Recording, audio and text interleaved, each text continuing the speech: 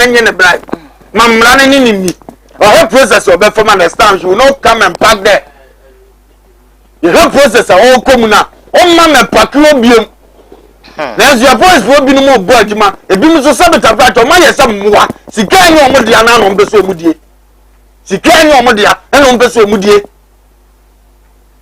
o mu di dia na o ma mi se pap who did ya? No one means I look at them one. Cause if you are trying to tell him the DV about can't boy say what to the DV. A friend never check it, Sanya Sabi. I'm about to be never. Obi see me boot and be a man or see me manifestations and Marilla by Mrs. Shim. As Madame get and I'm saying, they won't meet him one. Oh. I could say another and I'm saying another is also better with him. And then maybe a massive shame. What's the boots? Maybe I'm a see for my boy, my boots. You didn't get anything. But from my bag, no, me to me, no, my woman, and go from Mawana. I feel that's Madame Co. I was like, what is wrong with this police officer? Hey, and the other sir, Yana and yet, Amulia maybe and yet, Omubimunya smart. Now we are not for drop down here. And our father will face too. Now the back on it feels back to the pantel woman. And I'm the two. It's one big car and I'm sure I have some action and him jeans. As a man and him dinners, I'm your suspect. Him to be you of wounded. Now a similar ministry. I'm back at here be a summit while we were two now. I was a sergeant. Just a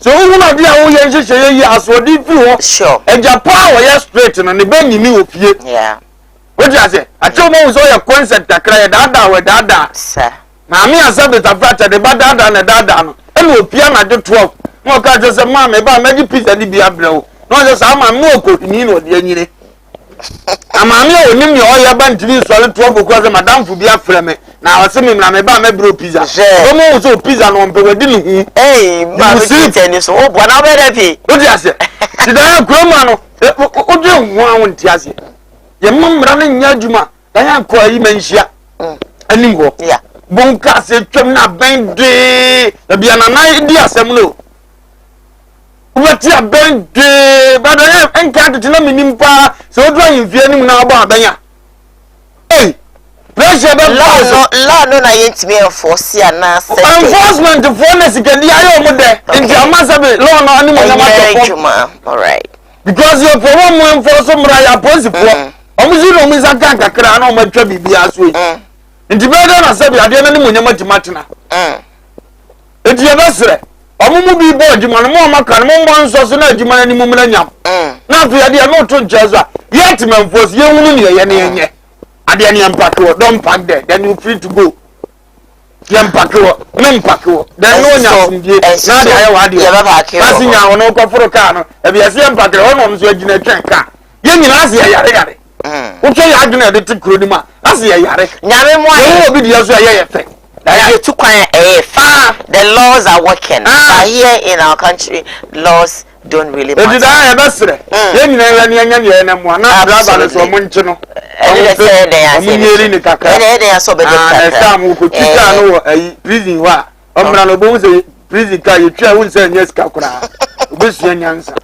This message here is from Mama Bossif that says that Obapa, I was a chief driver in the company. I was working in Ghana, but the moment I reached Europe, it seems I haven't actually drive before. Rules and regulations, so it's not easy to get accident. I wasn't actually known zebra crossing, of course, is more important than everything in driving. Even if you see animal crossing, trust me, when you see animal crossing, you just have to, take it easy. Closing palm accident. I wasn't actually no zebra. Okay, you went up by saying that when you see animals, crossing, farewell, zebra crossing, you need to stop for the animal to cross, but come to Ghana or come to emergency Ghana and of course joke in farewell zebra crossing, you will actually die long long time. Anyway, Ghana there, so what we need to say the moment zebra crossing crowd can crown but say obejina when you crown or the crowd to turn na never quite me as you do take junction ya bypass na so timemu for ne per se one more a move for so cast name no ba befa I mean say on cancer bi na ya no na ka me yemanka wo mo ye ya kosi ne ya hye omo be fosoro ana so mo fosoro why like and come in say we say fam na nyaduma enti wa kwa broche na ya sanka you say it is electrified e ka do kwa kofa oh then she say be so community Jimmy a community wu it's very bad and so yenye noma bi mesra mo Ghana mpanifo mo make sure say sa dade na moye e water junction mo nye kosi na timamufo na person be fa overhead no so no and yen hwe so betu afa wie mo dia because it's terrible wo twam they don't want you to go when you answer na dey na antobo. What is this? Well, I want to read this one. It's from Aluta Nobu says that good morning to you all. I'm watching you live inside the Jine Brong Ahafo region. Greetings to that's the master, I believe, by Aluta. Okay, I'm about to say that if car mistakes hit you in farewell zebra crossing in Europe, you are a billionaire because the law is working. Second story making headlines on today's Koowaa Show. I did bro and say as of BFN Apostle George on so dia baby tuja. What if Ghana as of oni vi emma wisdom enye adwuma. Enu to no de ogunsa. How na sorry them. I saw them say ogunsa. Pastor, why are you pouring libation in your church? If you video now you must stay with us. You understand me? Yeah. Because nobody has got a proof. And until I have any health issues, me person me can't want because I don't have a proof. And anything that you don't have a proof or you don't have an evidence, a 50-50.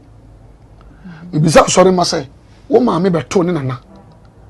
Into ubani atro we bushi and kratem. Na ona na catch us say, ona na bi betrans as we so na already ade.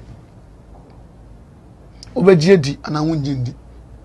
O ma me catch we wie no. Osa ko hwe abusuan krata mu no na ya kyew so ayade ade ade ato obagie di ana wonyindi 50-50 opa bagie di opa wonyindi because onimpa bi adumi we dade okay onimpa bi adumi we dade but no so ya kyerɛ to ho ɛna wo ma me so aka kyerɛ ndi ya kyerɛ to wo no obi a wo ka kyerɛ and say Bible John wa kyerɛ to ho no yenye ya so fo ye ka kyerɛ afoforo.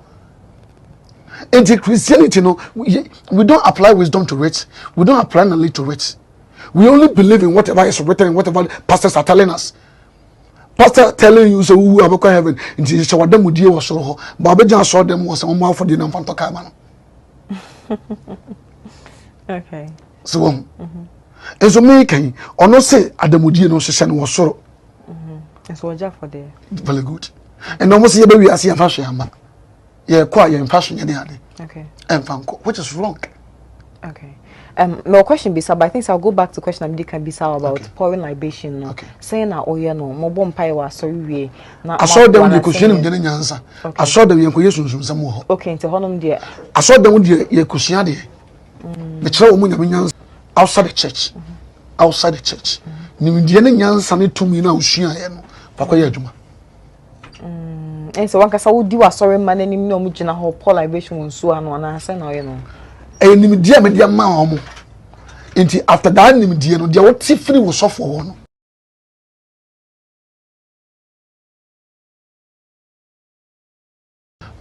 Was off for one. Fakona Juma. Okay. Okay. But so do a problem. Now oba. We cry sorry. No. Okay. Na adentina say eye dia apostle ngu asori hona so di pie. I saw them on yet sua nyame mu nimdie en nyansa en nimdie bi ne Paul labesi no ma kyerɛkyerɛw. E wa asori ho ba ngu ho. Mi ngu ho. Sa eye biribi na ma ye gu asensa. Nyansa so le ya na pa awie anwumlo anadwo na ogu nsa no. Ntimpacho baby say na itimi ba ma wotimi gu nsa as apostle. For instance, ya bo obi dua. Eye sunsumo ni bi na enya nimpa ma wo.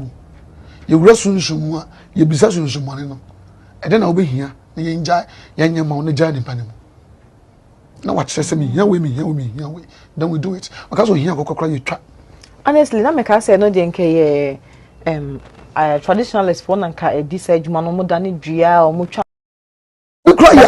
sorry no okay from sebejo definitely a bejuara na minim sa so de mo so no dua you know oh my god man for manu bishop Kayan Would you tum didn't say okay my brother mumpo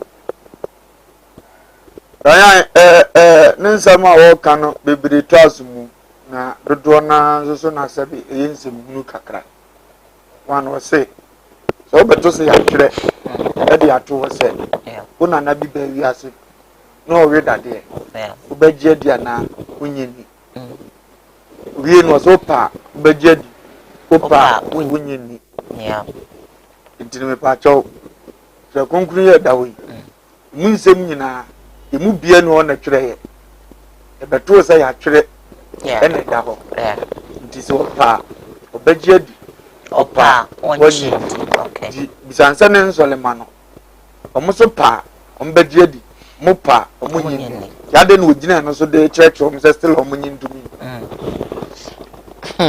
ada no ogina asem no so de church o mse still omunyi ntum ada no ogina asem no so wo be church obi ade wo nsia ade anso beto ye na wie di ase heaven de nka ho asem because me beto ye na mpato book na nka say etwe konkon no de wo na twere na wa ba wi ase na afa pen na wo twere ye ende wa meto ozo obi kasa no ye na nisu nyansafo a awieye no wa ebewie no kwase a ma wo ni se ba hebe hihye bibi na emfa moment a wonyi ni heaven so e wo ho a wo se anu nti no opa na ofa wo mfa no ni e ka heaven ho asem no eno na ka sa nsaguo ne ho asem yeah what you asem na se eno na kire se flow bi sofo ka wonim nipa kro we na di nkomo ne kire wo it is only in this heaven or the can the offer the year do my den. Okay.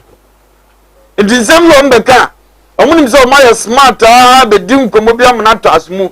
Omunwie no. Na nkomo na asa bu omofo. Na sabeta fracture. Ya no omo host omo no. Ene jeja mo omofo omo hudi. Nka to no obusa ne se. O se ye beto asese wadem die wosoro. Eyese Bible na akanti. Wodi oni gidie bia wo. Ambacho ni aka na okekaka hu ni nyina no wana na eka no wabusa eso timaji bia tum wo mudia ade na bidie wanyi ntu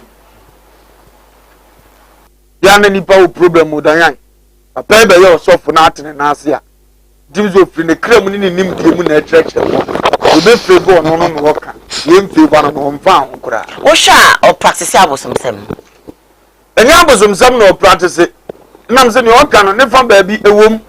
Okay. Prayer is a communication between man and God. It you know obia o ko force ni nyame nya communication. Na emu me be wi o papa and be wi o boni. Ti da Kristo say, "Meso say firi me so ko wa anya ne yetene." Okay.